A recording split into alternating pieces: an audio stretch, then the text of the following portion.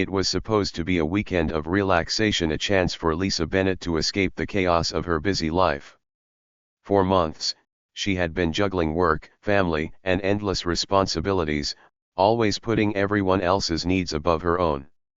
So, when a close friend gifted her a stay at one of the city's most luxurious hotels, Lisa thought it was the perfect opportunity to recharge. As she arrived, the hotel's grand revolving doors glinted in the sunlight, inviting her into a world of elegance. Inside, everything was dazzling. The polished marble floors sparkled like they'd been freshly cleaned just for her arrival.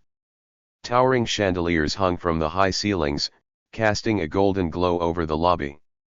The walls were adorned with intricate artwork, and the soft hum of classical music created an air of sophistication. Lisa paused for a moment to take it all in.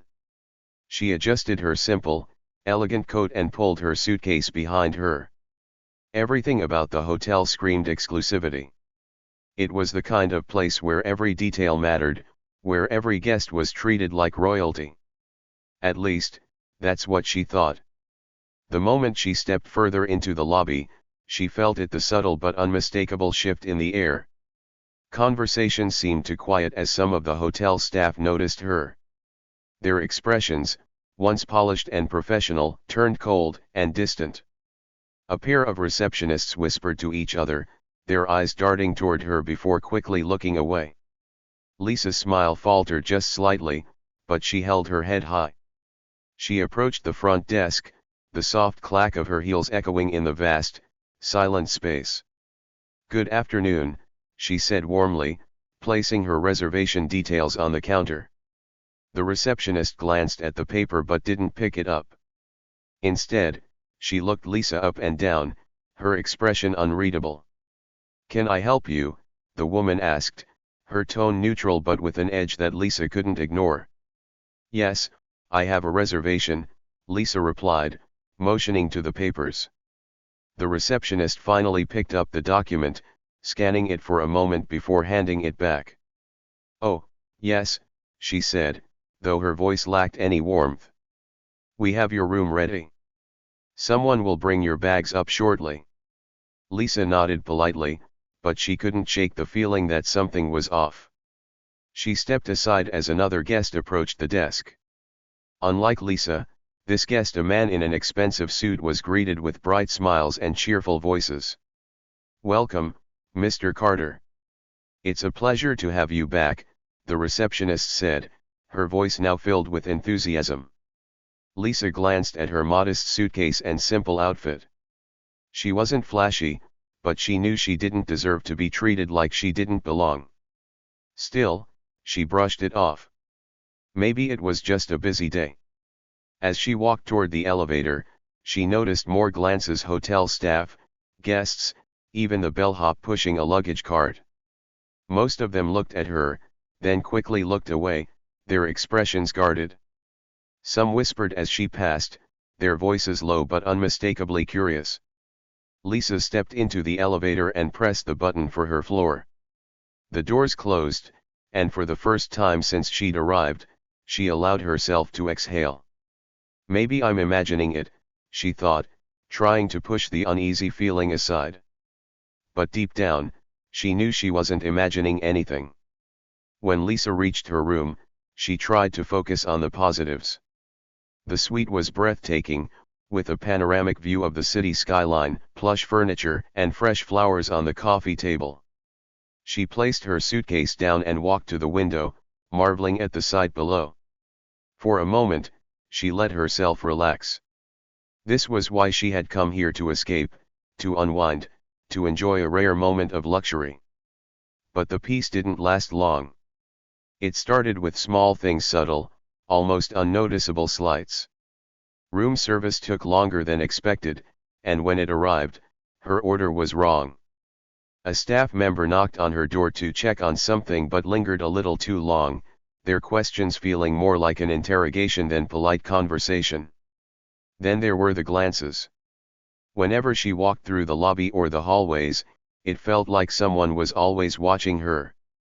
Staff members who were quick to assist other guests seemed to ignore her entirely, their smiles fading whenever she approached. At first, Lisa tried to rationalize it.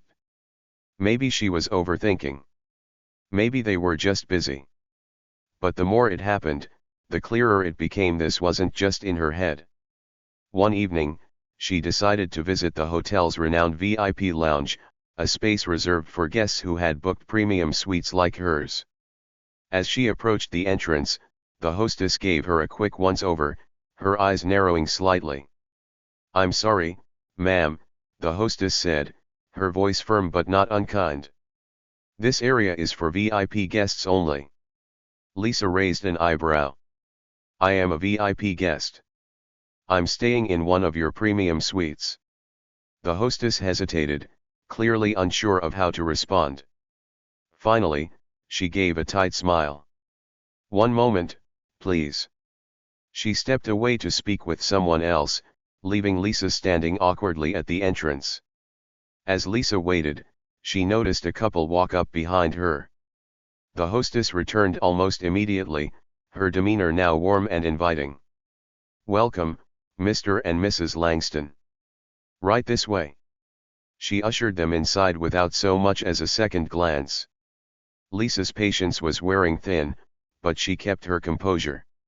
When the hostess finally returned, she said, "I'll need to verify your reservation.